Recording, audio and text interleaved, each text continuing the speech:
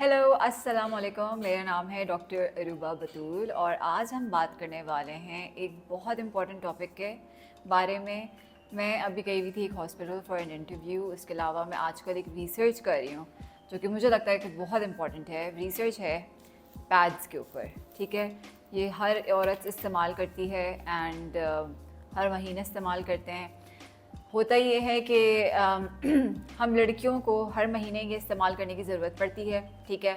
और सोचे बगैर हमें सिर्फ वो पता होता है कि सबसे ज़्यादा जिसने मार्केटिंग की हुई है वो सबसे अच्छा है, जो सबसे ज़्यादा जिसकी अच्छी सेंट आ रही होती है, हम कहते हैं यार ये इसकी खुशबू अच्छी है, हमने ये वाला चूज़ करना ही रॉन्ग, ये सबसे बड़ी गलती है।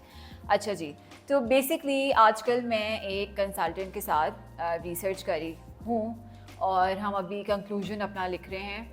बट जब मैं रिसर्च आर्टिकल्स पढ़ रही थी तो मुझे रियलाइज़ ये हुआ कि कितने ज़्यादा लड़के हैं जिनको ये आइडिया है ही नहीं कि ये चीज़ जो हम हर महीने यूज़ करते हैं इसलिए कि वो हमें प्रोटेक्ट करेगी, यही चीज़ हमें इनफर्टिलिटी और कैंसर कॉज कर सकती है।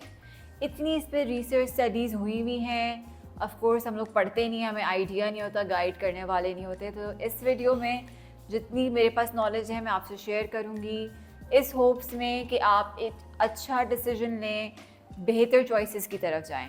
सबसे पहली बात, हर पैड के पीछे एक प्लास्टिक लेयर होती है। प्लास्टिक लेयर इसलिए होती है ताकि ना तो कोई एयर अंदर की तरफ जाए, ना कोई लिक्विड जो है वो बाहर आए।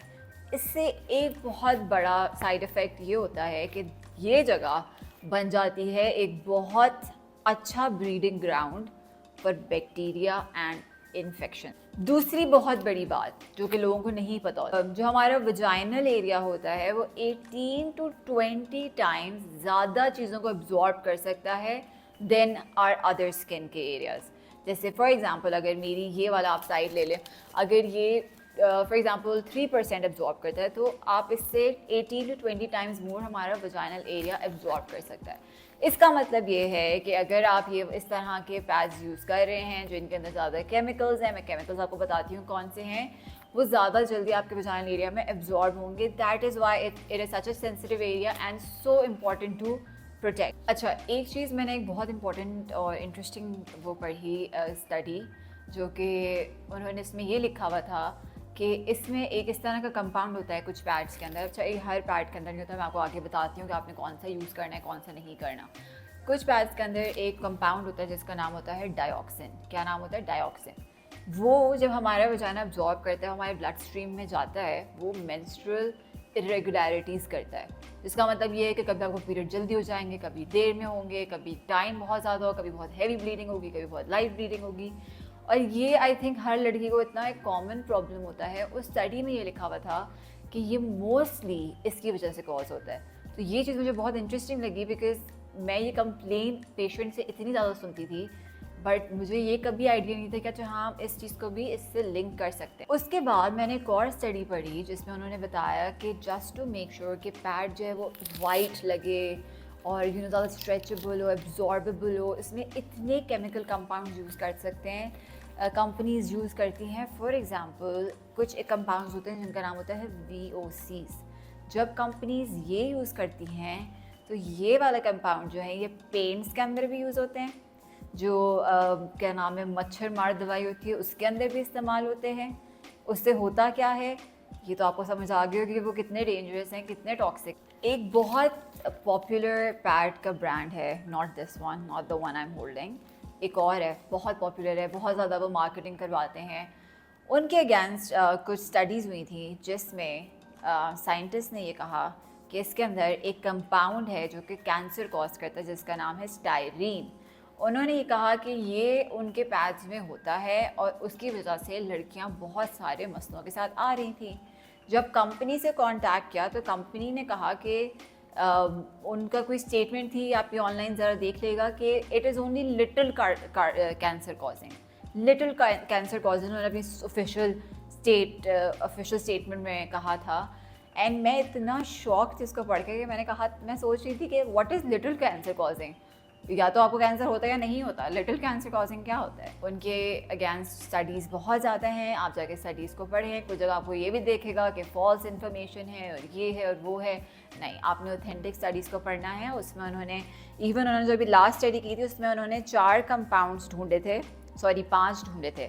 सबसे बड़ा उसके अंदर कैंसर कॉजिंग था स्टाइरीन, सेकेंड था क्लोरोमेथेन, जो कि जितना भी आपके जहाँ से आप बच्चे पैदा करते हैं, औरतों का पूरा यूट्रस, उस सारा जो रिप्रोडक्टिव लाइनिंग होती है उसको वो ख़राब करता है। थर्ड था क्लोरोएथेन, ये भी कैंसर कॉजिंग है। उसके बाद था क्लोरोफॉर्म, जो कि इवन आपके ब्रेन के ऊपर जाके अफेक्ट कर सकता है। आपको तो आइडिया क्लोरोफॉर्म का सबको आइडिया होता ही है। और लास्ट था उसके अंदर एसीटोन, जो कि इरिटेशन कॉज करता है। इसमें सबसे बड़ी जो बात है कि चलें, अगर ये वाली कंपनी कहती है कि हमारे पैड्स में ये वाले इंग्रेडिएंट्स नहीं हैं, तो आप जाके उनके इंग्रेडिएंट्स पढ़ें। उनके पैड के ऊपर इंग्रेडिएंट्स ही नहीं होते। उनकी जो क्या नाम है, जिसमें वो पैकेजिंग होती है, उसके अंदर कोई इंग्रेडिएंट्स उन्होंने लिखे हुए ही नहीं हैं। अगर हार्मफुल नहीं हैं और अगर कोई मसला नहीं है, देन क्यों छुपाए हैं अपने ingredients? This is a question to ask. इसके अलावा बहुत सारी गायनेकोलॉजिस्ट हैं जिनके डेली ओपीडीज़ में पेशेंट आते हैं, वो उनको भी एडवाइस करते हैं कि इसके अगेंस्ट। ऑब्वियसली उनकी बात हर बच्ची तक नहीं पहुंच पाती। जब बच्चियां कोई मसला फेस करती हैं तो वो आती हैं, तो मैंने सोचा मैं आप लोगों को पहले ही इन्फॉर्म कर दूं कि आपको क्या प्रिकॉशंस लेने हैं।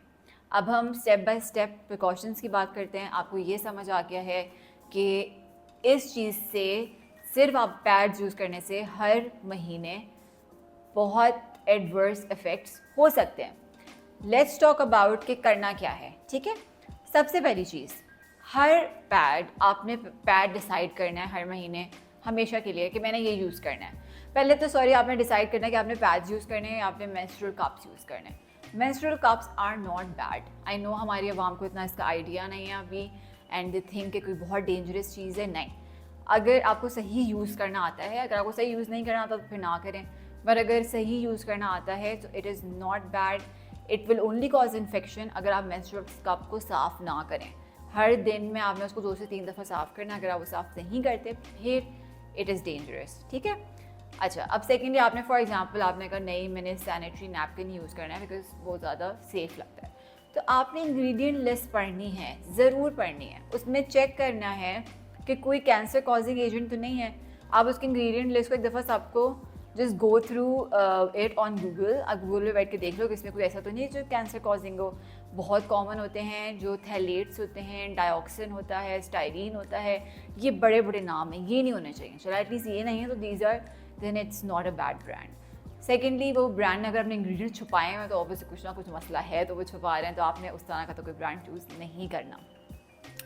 अच्छा, थर्ड जो है, जो एक अच्छा ब्रांड जिसको मैं रिकमेंड करूँगी is butterfly. I like that brand. मैंने उसकी रिसर्च की भी है, उसमें अब तक कोई ऐसी स्टडी नहीं है जो कि उसके एडवर्स इफेक्ट्स हों। थर्डली, ये एक बहुत वियर्ड कॉन्सेप्ट है हमारे कंट्री में कि एक दफ़ा आपने पैड पहन लिया तो आप पूरा दिन चेंज नहीं करते। ये शदीद एक डिस्गस्टिंग हरकत है, एंड अगर आप ये करते हैं तो please stop doing that. You need to change it at least 3 to 4 times in a day, क्योंकि वो इतना एक सेंसिटिव एरिया है, वहाँ पे इन्फेक्शन होना इतना कॉमन है। आप क्यों वेट करते हो? मतलब आप क्यों लोग ऐसे करते हैं? मतलब ऑनेस्टली समझ नहीं आता। आप अपने आप को साफ रखें, नहाएं, कीप योर सेल्फ क्लीन, उसी से आपके आधे प्रॉब्लम्स ख़त्म हो जाए। अच्छा, नेक्स्ट, डू नॉट कोई भी ऐसा अगर पैड है जिसके अंदर वो कहें कि बहुत खुशबू आएगी, उफ खुशबू, you don't need it in that area for God sake, तो कोई ऐसा पैड जो कि फ्रेगनेंस हो जिसके अंदर, आपने वो यूज़ नहीं करना। फ्रेगनेंस फ्री यूज़ करना है। Then if any pad causes any form of itching और rash, that means your body does not like it, your skin does not like it, आपने उसको चेंज कर लेना है किसी और। एंड लास्टली, गायनेकोलॉजिस्ट के पास जाएं। कोई भी क्वेश्चंस हो, घर बैठ के हर बंदे से नहीं पूछते। Gynecologists are very trained. They have, utilized their entire life in developing this skill. उनके पास जाएं, उनसे पूछें कि मेरा ये मसला है, मैं क्या करूं। इवन अगर छोटी सी बात आपने पैड्स का पूछना है तो उनसे जाए। बहुत सारी यंग बच्चियाँ who want to shift from sanitary pads, you can go on to period panties. वो भी सेफ़ हैं बिल्कुल। Again, if you are making sure कि आपकी हाइजीन ठीक है। अगर आपकी हाइजीन साफ़ नहीं है तो is nothing in this world, आप कुछ भी यूज़ कर लो, अगर आप साफ़ सुथरे नहीं रहते हो तो आप कुछ भी यूज़ कर लो, आपको इन्फेक्शन होंगी, आपको रैशेस होंगे, आपको इचिंग होगी। तो ये चीज़ आपने ख़ुद ख्याल रखना है। क्योंकि हर लड़की मेंस्ट्रुएशन एक ऐसा टाइम पीरियड है that every girl has to go through it, and बहुत इंपॉर्टेंट है कि आपको राइट विमेन हाइजीन आनी चाहिए। अगर आपको नहीं आती, आप मुझे बताएं कमेंट्स में, मैं फिर एक वीडियो बनाऊंगी on female hygiene and how to stay clean during your menstruation. And again ख्याल रखिएगा अपना, एंड मेक श्योर आप ऐसी कोई चीज़ नहीं यूज़ कर रहे जिसके अंदर there are any kind of toxic cancer causing agents. इंशाल्लाह जब मेरी रिसर्च पब्लिश हो जाएगी तो मैं आप लोगों से ज़रूर शेयर करूँगी। Other than that, please take care of yourself, and because I really want you to take care of yourself, and I'll see you in my next video. Allah Hafiz.